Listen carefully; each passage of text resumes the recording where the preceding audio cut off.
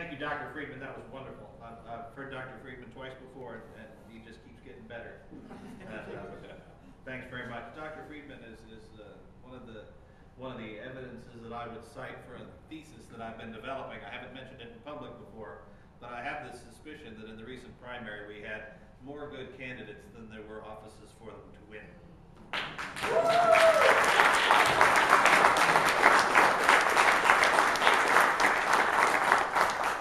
Now we have a treat. We have someone that you haven't heard before, that none of us have heard before, that nobody you know has heard before. And you know, I see many of the same faces here that I see at other events, the previous Values Breakfast, at political events all around Lake County and across Illinois. And you know, it's just a simple fact that we hear a lot of the same voices and see a lot of the same faces.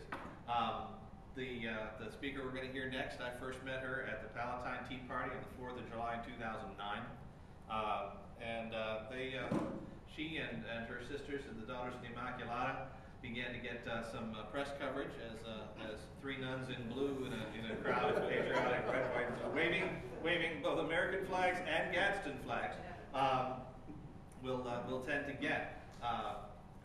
So they started appearing, pictures of them started appearing in the blogs and even in the newspapers. And they actually began to become a little bit controversial as the Tea Party nuns.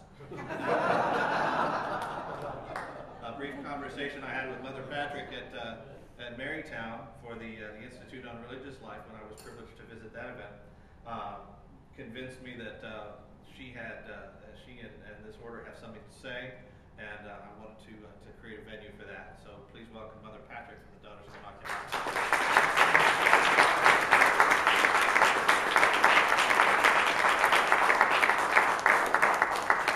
Good morning. Good morning. Once upon a time, I had an eccentric aunt. When the doorbell rang, she bolted up and ran into the bedroom like the devil was hot on her heels. Did, true. As little kids, we figured she knew best, so we followed in hot pursuit. I'm not sure who she was expecting. Back then, who knocked on the door but the Full-of-Bresh man or the Avon lady? Of course, today it might be the green police wanting to check your light bulbs. Or census wants to count your bathrooms. Nevertheless, I learned to suspect that people were dangerous, and the more hidden you were, the better. I grew up a shy Irish Catholic little girl from the Bronx. I cut my teeth on such goodies as children should be seen and not heard.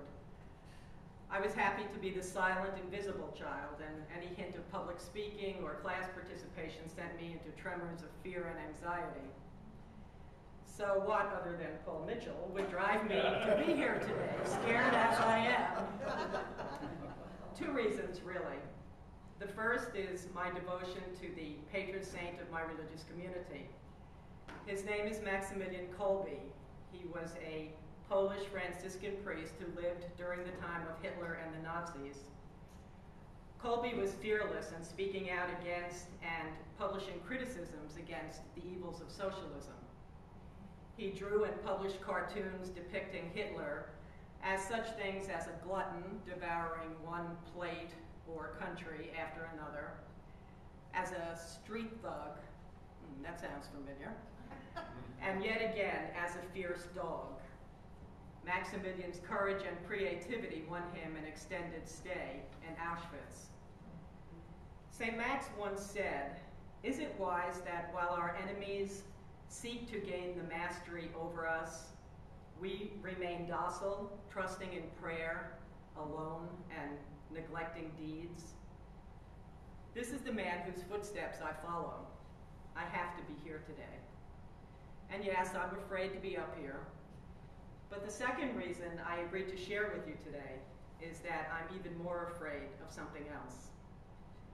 I don't know what you were doing 2.5 years ago, but I can tell you that I was living in the illusion that America would always be a free country, that our future was safe, even despite the horrific events of 9/11. I knew my country would protect me from those terrorists. The enemy was at the gate, but we would hold strong. I felt my constitutional rights were assured, and I was filled with complacency. Oh yes, I voted faithfully, at least in the important elections.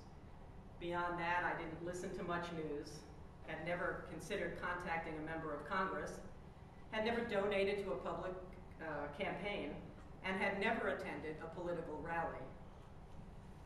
I had no clue what was about to hit this country that I loved.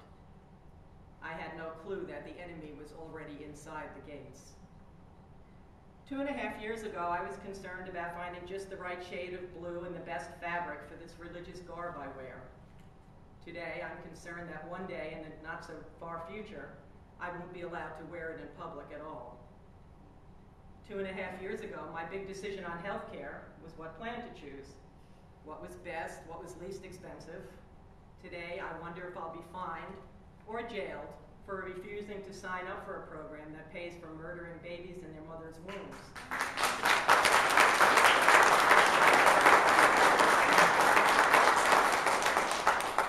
Or a plan that rations health care. 2.5 years ago, I served the internet, choosing the sites which would give me the best information. I emailed my family and friends without a care. Today, I use a privacy browser and email program, because otherwise I know my name will show up on a government hit list. 2.5 years ago, George Orwell's 1984 was a book I vaguely recalled from high school. Fantasy, I thought. It couldn't happen here. Today, it's a frightening foreshadowing of our future in this country. Our government does not want to hear our church bells, our guns, or our voices. Our rights, religious and otherwise, are being eroded day by day. Valedictorians can no longer credit God or Jesus Christ for their talents and success. Their speech will be censored or they will be suspended. It's no longer politically correct to fly or wear an American flag in public, and many employees have found themselves having to choose between their patriotism and their jobs. Listen to a few recent absurdities which would be funny if they didn't make me want to cry. Patients in a southern nursing home were recently forbidden to say grace before or after meals, silently or privately even, because the meals are subsidized by the federal government, and saying grace offends the separation of church and state. This was later reversed due to public outcry. Fast food restaurants in California cannot give toys away with food orders because the toys entice little people to eat unhealthy things. The food police. A 5th grade girl in the Midwest was suspended for 5 days because she had a piece of forbidden candy in the school cafeteria. A public school art teacher, again in the Midwest, confiscated a young boy's drawing of an American flag with the words "God bless America" written on it. She declared that it was unacceptable. 4 boys in Texas were sent home from school because they had American flags portrayed on their t-shirts. They were ordered to turn the shirts inside out or be sent home. They chose to go home. At the Honley Church of England School, Great Britain, and believe me, it's coming here, a school production of the Three Little Pigs has gone from being populated by 3 little pigs to 3 little puppies, because the school officials are afraid that the piggies might just offend the Muslim population. Are you afraid yet? You should be. So where does faith come in with forming public policy? Well, it's not enough to wave the flag and sing "God Bless America." I have a question for you. Why should God bless America? We've savagely slaughtered millions of innocent babies in what should be the safest place in all the world for them, their mother's wombs. We've disregarded the value of the elderly and the handicapped, deciding arbitrarily which of these children of God deserves to live. We have run God out of most every part of our lives. We can no longer pray in public, at sports events, or in the classroom. We can't celebrate Christ's birth, his death, or his resurrection except behind closed doors.